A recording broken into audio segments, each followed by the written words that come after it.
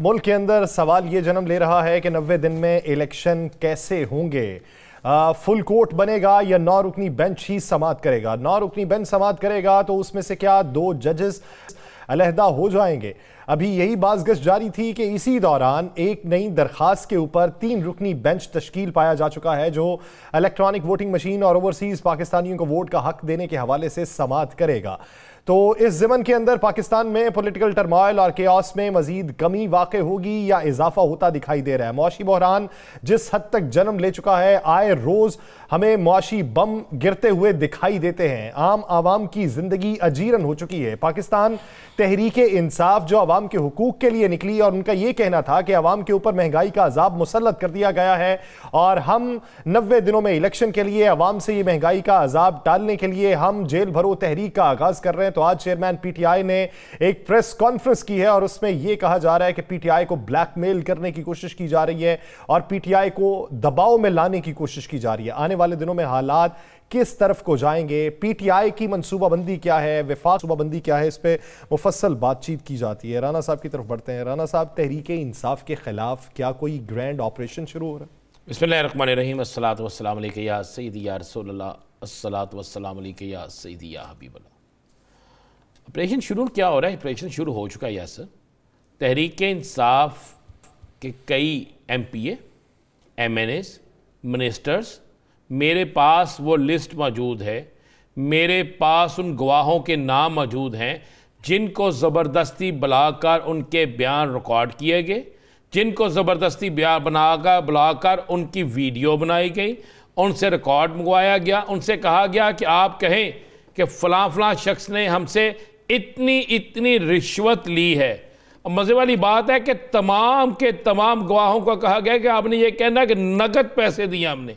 किसी ने यह नहीं कहना हमने बैंक में पैसे ट्रांसफ़र किए हैं। किसी से यह नहीं कहना कि फ़लाँ, हाँ एक वज़ीर है जिसकी और उसकी अपनी, उसके बेटे की और उसके भाई की बैंक ट्रांजैक्शन जो है वो उनके काबू आई है। उस वज़ीर का तल्लक भी लाहौर से है और वो वज़ीर बड़ा तगड़ा वज़ीर रहा है और लाहौर का वज़ीर हो और तगड़ा वज़ीर ना हो, ये हो नहीं सकता।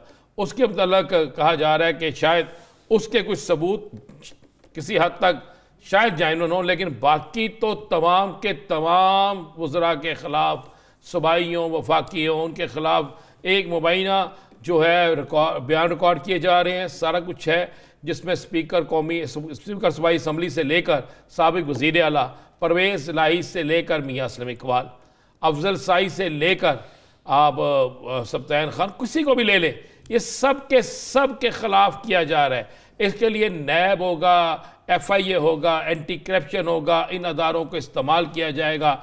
मैं आपको ये मुसद्दक़ा इतला दे रहा हूँ कि बाकायदा इनके ख़िलाफ़ फ़ाइलें तैयार हो चुकी हैं।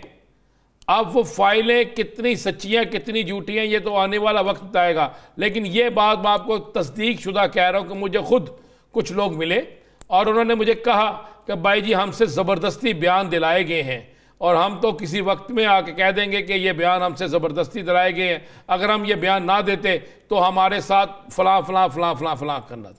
भाई ये तो हो चुका है शुरू। और मैं आपको ये बता दूँ, गिरफ्तार किया जाएगा आइंदा चंद रोज़ में, आपको गिरफ्तारियां नज़र आएगी, क्योंकि वो देख चुके हैं, उन्हें नज़र आ चुका है कि ना सियासी मैदान में तहरीक इंसाफ को हरा सकते हैं, ना इंतहाबी मैदान में तहरीक इंसाफ को हरा सकते हैं, ना हम इन पर तशद्दुद करके इनको हरा सकते हैं, ना हम इनके खिलाफ कार्रवाइयाँ करके इनको हरा सकते हैं। देखें 2 दिन बड़ा शोर मचा कि शाह महमूद कुरैशी जो है जी वो जेल में, वो ये कहते हैं उनकी रहाई के लिए तो वो थी नहीं, आपने पिटीशन भरी, मैंने पिटीशन भरी, और आज शाह महमूद कुरैशी का बेटा क़यादत कर रहा था मुल्तान में, कोई और क़यादत नहीं कर रहा था जेल भरो तहरीक के जो जुलूस की। इसी तरह बाकी जगहों पर आपने देख लिया। ये चलेगा यासर साहब, ये नहीं रुकेगा। आप ज़हन में रखिएगा, ये 20 गिरफ्तारियाँ करेंगे, ये 25 गिरफ्तारियाँ करेंगे। ये समझते हैं कि अब हम बड़े जो वज़रा हैं, ये लीडर हैं, उनको गिरफ्तार करनेंगे, उसके बाद सियासत खत्म हो जाएगी। ऐसा नहीं होगा। अब तो सबसे बड़ा सरप्राइज इन्हें मिलना है उस वक्त जब कप्तान ने पिंडी जाना है, जब कप्तान पिंडी पेशी पे जाएगा। और अगर कप्तान खैरोफियत अल्लाह से खैरोफियत से लेकर जाए, पिंडी पहुँच गया, तो आप ज़रा देखिएगा ना आवाम कहाँ से निकलती है।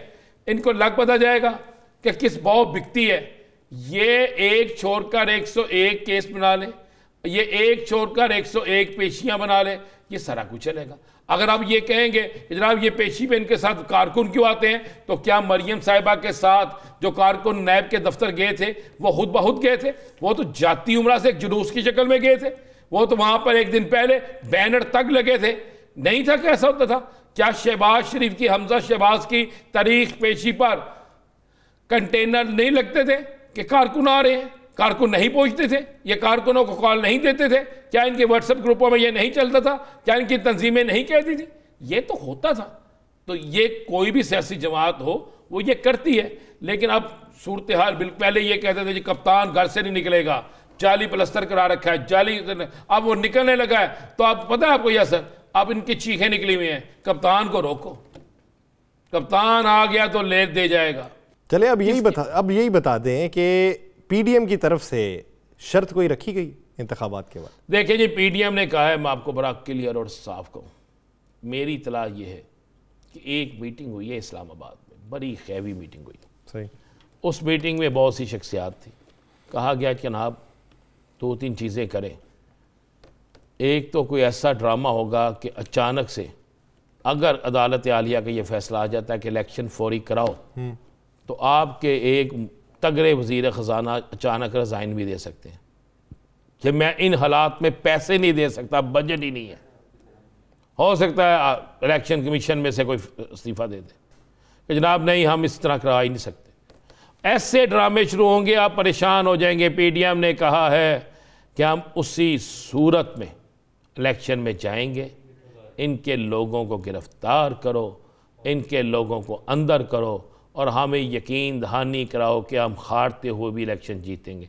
या सर अब वो वक्त नहीं है कोई समझे कि पोलिंग स्टेशन पे धांधली हो जाएगी, मैं रिजल्ट तब्दील कर लूँगा, मैं जनाब आरओ को बना लूँगा। ऐसा नहीं होगा। अब लोग इंतहाई समझदार हैं। आपने देखा नहीं, ये हाई कोर्ट्स के इलेक्शन है, लाहौर हाई कोर्ट का इलेक्शन हुआ, मुख्तलिफ बार्स के इलेक्शन हुए, उनके रिजल्ट देख लें क्या आ गए।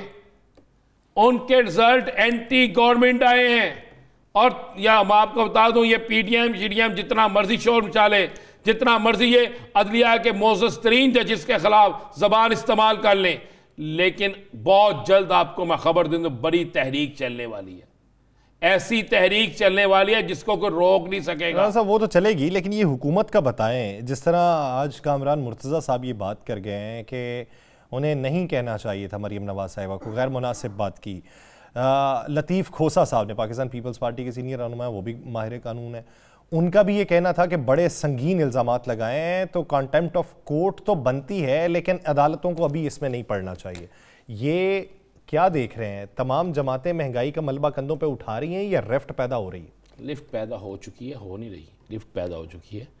मरीम साहब आप तनकीद करके चाह रही हैं कि इन पर कोई इल्ज़ाम लगे, ये गिरफ्तार हों या इनको अदालत बुलाए और फिर सुप्रीम कोर्ट पर एक पुरानी तारीख की तरह कारकुनों की चढ़ाई हो और या मरीम साहबा गिरफ्तार हो और कहा जाए कि हम कहते थे कि हमारी हुकूमत नहीं है, हमें गिरफ्तार कर लिया गया, हम मजलूम हैं, फिर मजलूम बन जाए। भाई आपकी हुकूमत नहीं है तो ये 17 गाड़ियाँ सिक्योरिटी की क्या लंदन से आई हैं?